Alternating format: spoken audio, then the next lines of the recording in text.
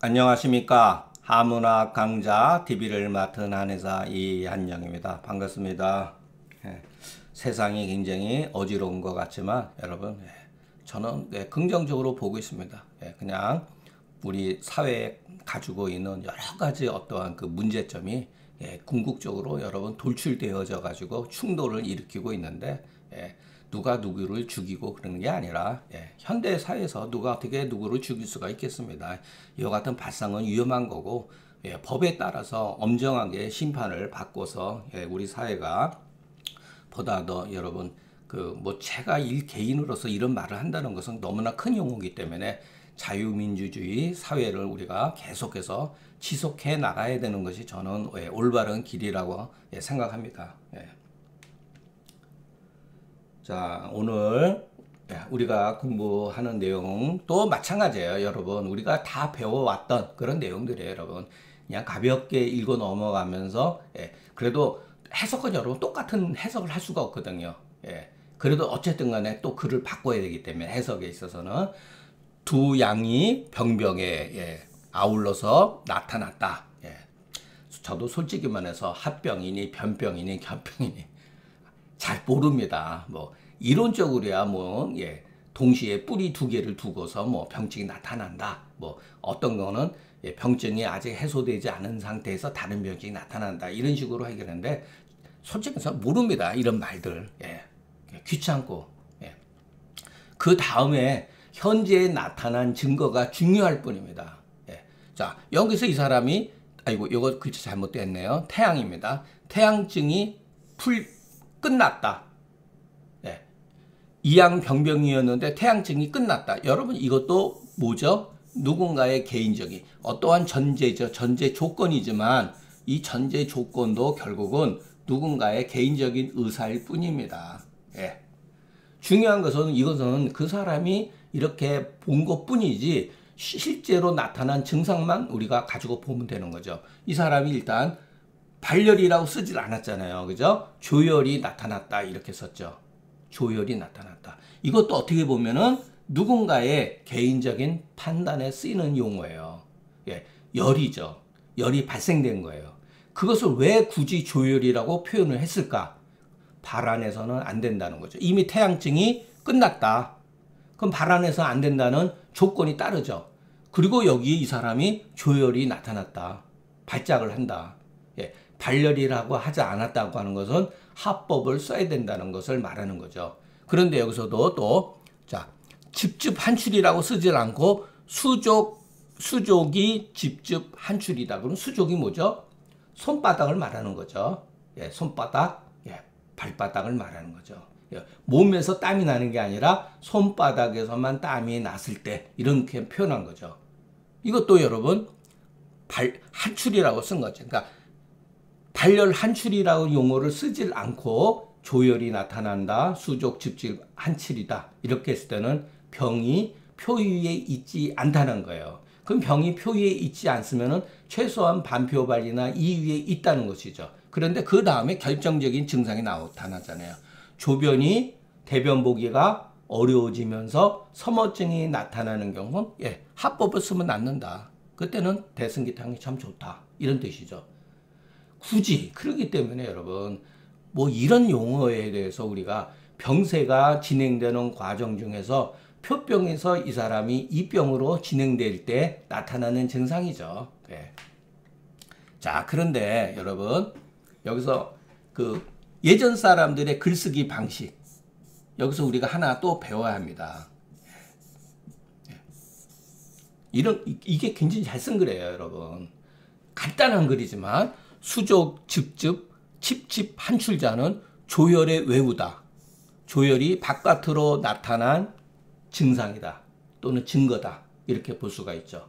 손바닥에서만 칩칩하게 약간 다소 끈적끈적한 땀이 났을 때 이것은 조열이 밖으로 나타나는 징후이다. 대변이 곤란해지면서 서머는 열실의 내후다. 조열이나 열실은 똑같은 말이에요. 그냥 똑같은 말을 글 쓰는 사람은 똑같은 말을 잘 안 씁니다. 변형해 쓰지.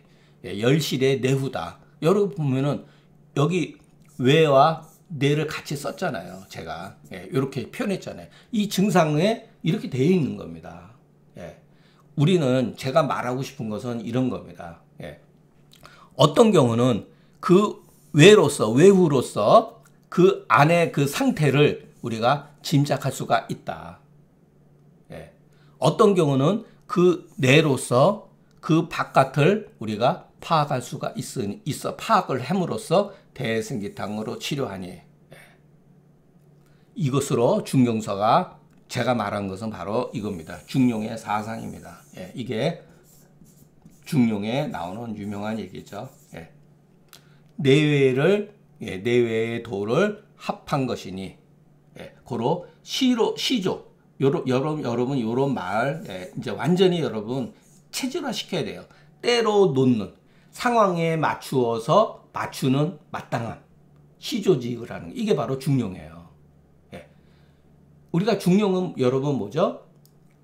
어떤 한 가지만 지키는 게 아니라는 거예요, 여러분. 내와 외를 합치는 겁니다, 결국은.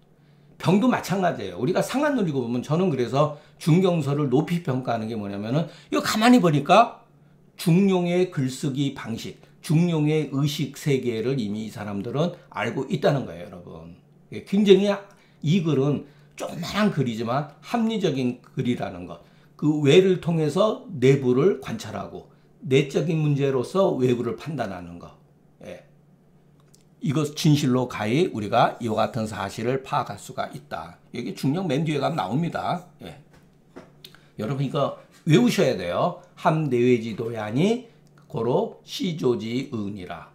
요건 절대로 여러분들이 외우셔야 합니다. 완전히 이게 바로 우리 여러분 그 외감이라고 하는 것은 단순히 외감으로 끝나는 것이 아니라고 하는 것을 말해주고 있습니다. 여러분 국가 사회도 마찬가지잖아요. 여러분 우리 대한민국이라는 이 나라를 존속시키는데 왜 중국이 간섭을 하고 왜 미국에 우리가 의존할 수밖에 없는가? 이건 바로 나쁘게 말하면 외세죠. 여러분 외세는 여러분 절대적인 중요한 문제를 변수를 가지고 있습니다. 외세는 이게 중요한 변수죠. 무시할 수가 없죠. 나라가 망하는 거는 외세에 의해서도 망할 수도 있고 우리 단순히 내부의 문제로 망하는 경우도 있는데 같이 얻을 때는 다 문제가 내적인 문제, 외적인 문제가 부딪힘으로써 나라가 정체성이 혼란해지는 거죠. 똑같습니다, 여러분.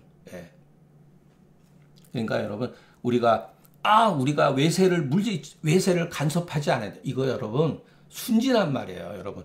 자주라는 말은 굉장히 듣기는 좋은데 위험한 말입니다. 자주라는 말. 굉장히 위험한 말이에요, 여러분. 우리 혼자 건강도 마찬가지예요. 우리 여러분 바깥에 공기 이런 거 없으면 우리 삽니까? 죽죠? 이거 전부 다 이원론적인 거예요. 이런 거. 내외라는 것도 결국은 하나의 우리가 이해하기 편하기 위해서 만들어 놓은 개념 논리예요, 여러분. 원래는 내외라는 것도 없는 겁니다. 불가에서도 그렇게 말하잖아요. 내외라고 하는 건 본래가 없는 거예요, 여러분. 그러나 편의상 이렇게 인식하는 게 좋거든요. 그래서 이런 용어를 만들어 놓은 거예요. 그런데 그러다 보니까 내는 내, 외는 외 이런 식으로 결정적으로 이렇게 이분화시키는 것이 우리를 실질적으로 어떤 현상을 이해하는데 곤란하게 만든다는 거예요. 그래서 여러분 이 조문에 이 제가 한 해석은 비교적 아주 여기에서부터 요거는 여러분들이 한번 기억을 했으면 좋겠습니다. 시조지의 시조지의라는 거 때로 그 어떠한 상황에 어떤 상황에 요 조는 뭐죠? 어떤 판단이죠. 상황적 판단이 옳다. 옳음. 상황적 판단이 옳아야 된다는 거예요. 상황에 따라서 여러분 판단하는 게 다를 수가 있습니다. 제가 누차 말씀드렸죠? 자, 자식이 부모한테 효도하는 것은 정상 상태일 때는 맞아요. 근데 아버지가 사기꾼에 잘 사기를 당하고 노름을 하고 음주가 뭐 지나치게 지나면 자식이 아이고 우리 아버지 잘합니다. 그렇게 합니까? 아버지 그러시면 안 됩니다. 자근자근 얘기하죠. 그래도 말 안 듣는 경우도 있죠, 여러분. 근데 국가적인 상황이라고 해보죠. 자식이 아버지 죽이는 거예요. 신하가 아버지를 임금을 죽이는 겁니다. 예, 그것이 옳다 그러는 게 아니라 그 상황에 따라서 처리하는 방식이 다르다는 거예요. 이 시자는 시조라고 하는 거는 굉장히 중요해요. 중용이 이게 바로 중용의 사상이고 병세가 흘러가는 관점에서 어떠한 상황에 나타나느냐에 따라서 치료하는 방식이 틀리죠. 어떨 때는 백호탕, 어떨 때는 소시호탕, 어떨 때는 대시호탕, 조이승기탕. 이게 바로 시조지의라는 거예요. 예. 자, 여러분 이 조문 우리가 중용에서 배웠듯이 요거는 여러분 외우셔야 합니다. 외우셔야 돼요. 그러면은 자연스럽게 이 조문이 얼마나 잘 쓰여진 글이다. 외우뿐만 아니라 내우도 갖추어졌다. 이것을 연계해서 판단해서 합당한 처방을 내리면 된다. 이런 글이죠, 여러분. 멋있죠? 양명병인데 맥이 부이긴 하고 이게 이제 전제 조건이 양명병이라고 했기 때문에 이 양명병이라는 말이 없었다면 여러분 맥 부이긴 하면 여러분 당연히 마왕탕을 쓰면 되죠. 그죠? 근데 전제 조건이 맥 부이긴 하기 때문에 마왕탕이 안 맞을 수도 있는 거죠. 이게 앞에서 말한 대로 시조에 해당되는 거예요. 어떠한 상황에 어떠하게 놓여 있는가를 우리가 판단해야 되죠. 근데 이 사람이 목이 마르고 입이 쓰고 자 이거 어서 많이 본 말이죠. 소양병에 구고인건목현이 있잖아요. 소양지병은 구고인건목현이다. 소양병 제강에 바로 구고인건목현이네요. 그리고 북만이천 이것도 여러분 이거 뭐죠? 배에 가스가 차고 호흡곤란이 있다. 이거 승기탕 조문이잖아요.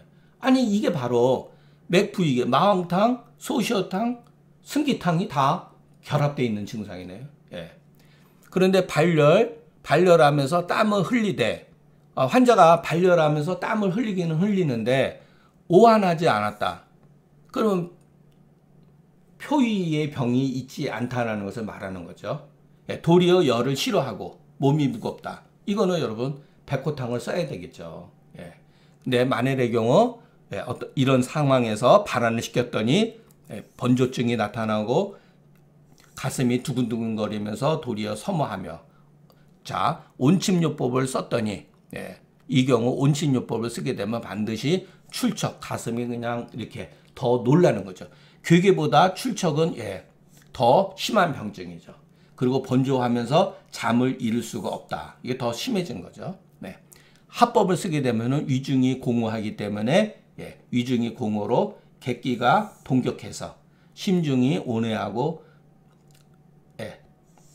혓바닥에 백태가 끼어 있는 격 또는 황태가 끼어 있는 거는 치자시탕으로 치료한다. 자, 이 조문은 상당히 문제가 있습니다. 상당히 문제가 있어요. 예로서부터 이거는 여러분 우리가 예를 들어서 어떠한 경우에 이와 같은 증상이 나타났을 때 이런 증상에 따라 개별적으로 치료하는 방법이 틀립니다. 자, 다만 여기서는 위중이 공허해서 객기 동격이다라는 거면은 이 사람이 먼저 합법을 써가지고 설사를 시켰잖아요. 설사를 시켰으면 어떻게 했죠? 뱃속에 여러분 비어 있잖아요. 그래서 이렇게 위중 공허라고 쓴 거예요. 설사를 했더니 당연히 이거는 추론적인 거죠. 이게 뭐냐면은 위중이 공허하고 객기가 동격이라는 게 이게 바로 번열증입니다. 요거예요. 이 번열증이 이 사람이 합법을 쓰고 나서 위가 허한 상태에서 공복 속에서 번열증이 생길 수가 있다는 거예요. 자, 합법을 쓰고 위중이 공허하는데 어떨 때는 허랭으로 빠지는 경우도 있어요. 여기 차이가 있습니다. 이게 사람마다 다르다는 거예요. 합법을 썼는데 뱃속도 비어있는데 어떤 사람은 허랭했을 때는 이중탕을 써야 되는데 번열증이 생길 때는 치자시탕을 쓴다는 거예요. 그래서 심중온해라고 하는 것도 결국은 번열의 반응이죠. 혓바닥에 백태가 끼었다고 하는 것도 번열의 반응이죠. 자,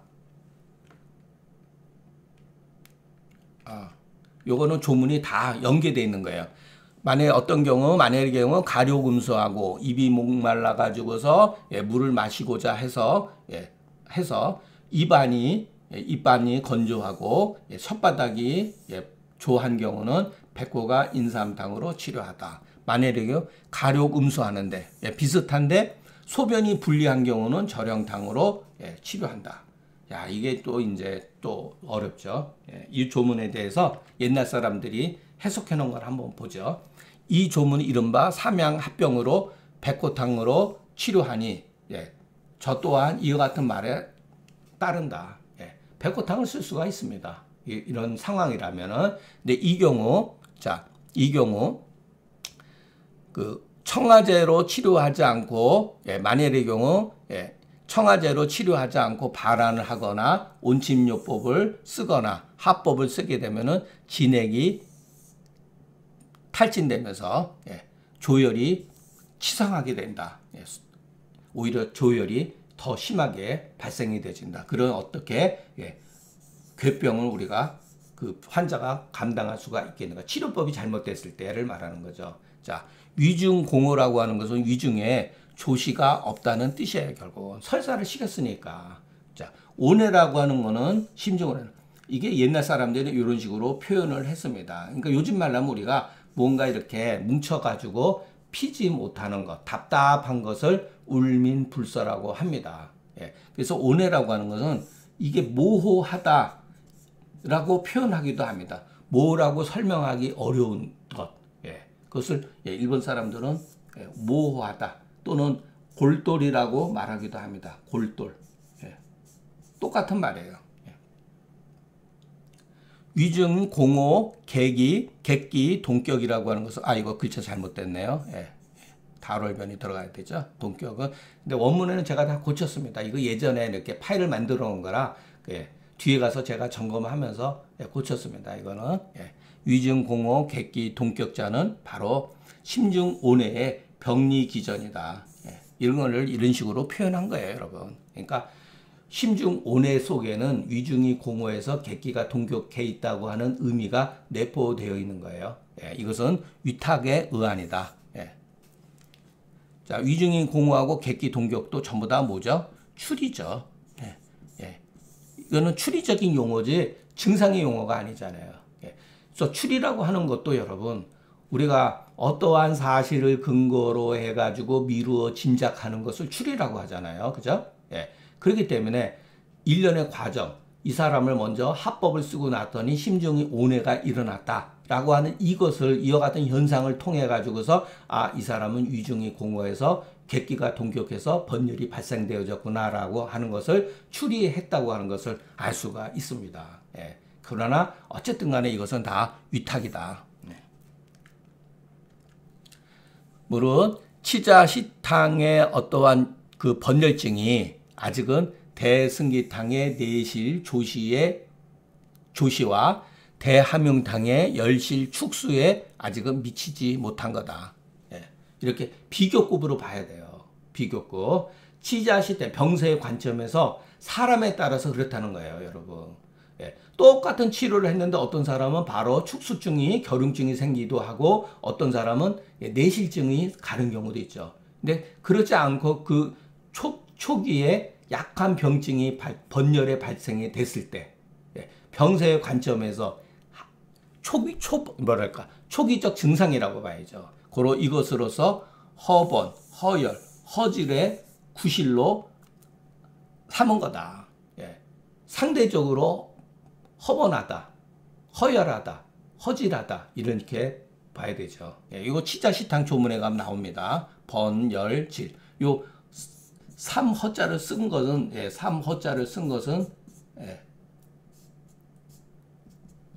가금이에요. 가금이 이런 말을 썼습니다. 잘못 해석하면 위험하죠. 그래서 여러분 허자에 미혹되면 안 된다. 물이라고 하는 금지시사죠. 허자에 미혹되지 말라. 후세 사람이 이와 같은 허번, 허열, 허질은 알고 보면은 치자시탕의 번열증이 대시호탕의 내실조시와 대함용탕의 열실 축수에 미치지 못하고 있는 가벼운 증상이다 이런 뜻이지 치자시탕의 번열은 허번, 허열, 허질 이렇게 판단하면 안 된다는 거예요. 무릇 오치 후에 괴병의 처방은 항상 처방을 고방가들의 근거해 가지고서 갖추었으니 참고해라. 앞에 이제 밑에 나오는 조문을 보면은 나옵니다. 이거는 참고할 필요가 있다고 봅니다. 맥부이기 나고 인조 구고 복만이천 발열한출 불오한 반오열 신중 삼양합병에 열이 이위에 뭉쳐 있을 때는 백호탕을 일단 써라. 이런 소리죠. 첫 번째. 그 다음에는 두 번째. 발안을 하고 났더니 조심하고 조하면서 심괴계 반서모에는 대성기탕을 쓸 수가 있고, 소침을 하고 난 뒤에는 출척이 번조하면서 잠을 이루지 못할 때는 계지 감초 용골 모래탕으로 치료할 수 있다. 이거는 여러분 전부 다 그냥 이렇게 할 수 있다는 거지 반드시 이렇게 하라는 뜻은 아닙니다. 위증이 공호에서 객기 동겨. 아이고 그쵸 잘못됐네요.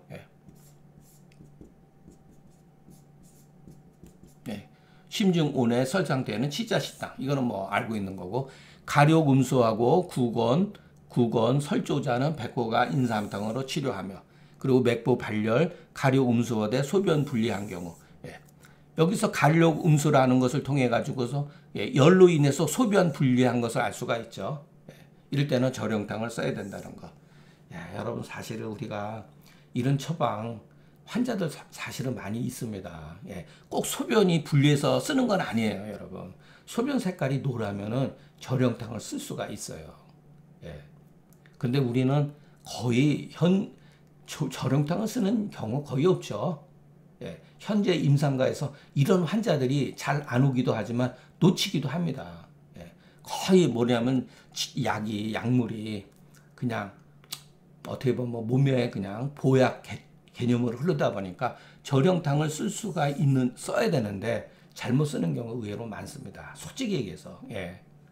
뭐 심지어는 여러분 제가 예전에 5년 전인가 그 뭐 한갑 기념을 해서 그 큰아들 놈하고 집사람하고 같이 여행 간 적이 있었는데, 그래서 젊은 원장을 이제 뽑아가지고 한 열을 맡겨놨는데 처방을 보더니 선생님 석고도 써요 그러더라고요. 그거 보고 저도 깜짝 놀랐어요.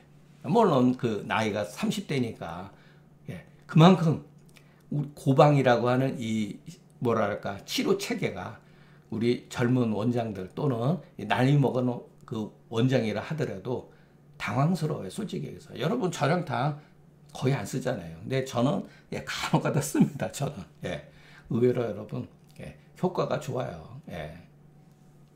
소변 분리라고 해서 소변을 못 보면은 아주 쓰기 좋죠. 근데 소변을 본다 하더라도 소변 색깔이 노랗고 소변 보는 약간 통증이 있으면은 그게 바로 소변 분리예요, 여러분. 소변을 뭐 정말로 하나도 못 본다. 그러면 여러분 병원에 실려가죠. 요독증으로 발생돼 가지고.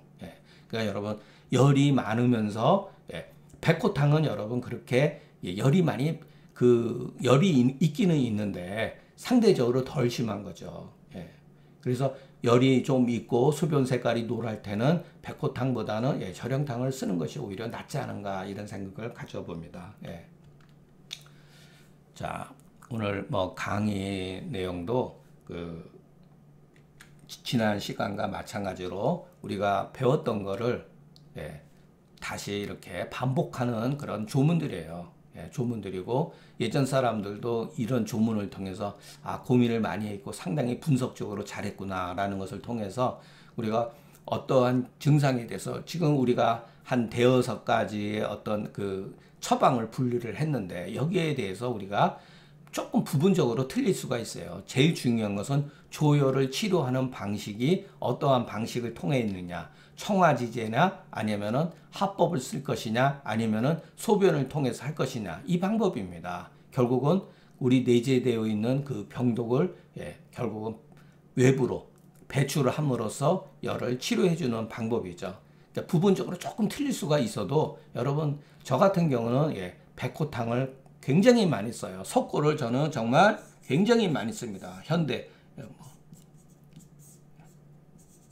석고를 참 많이 써요. 저 같은 경우는 여기도 석고를 많이 씁니다. 그리고 그에 못지않게 대왕을 굉장히 많이 씁니다. 대왕도 사실은 현실적으로 대학 많이 씁니다.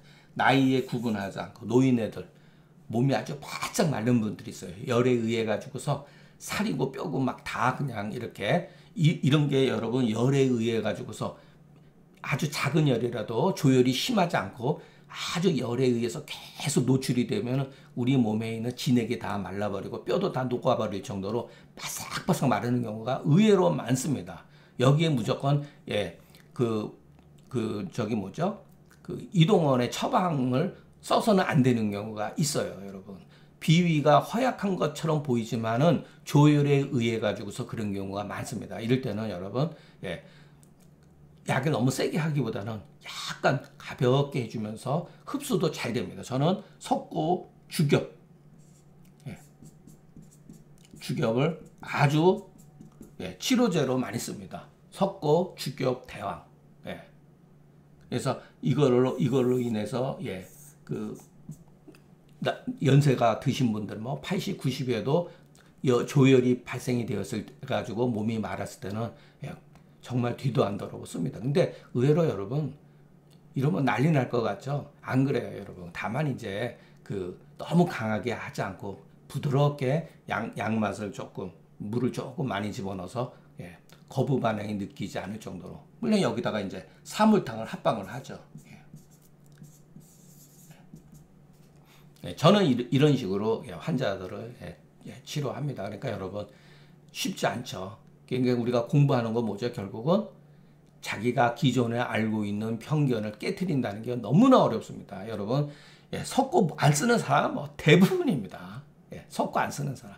석고가 여러분 단미제예요. 그렇게 심하게 물론 위장이 약한 사람은 석고 쓰면 설사를 하는 건 맞아요. 주겹도 설사합니다. 그것은 자기가 판단을 해야죠. 그래서 혓바닥도 보고 혓바닥이 노랗고 막 이랬을 때는 가볍게 이런 거 써보는 게 의외로 좋다는 것. 자, 오늘 강의는 여기서 마치겠습니다. 경청해 주셔서 감사합니다.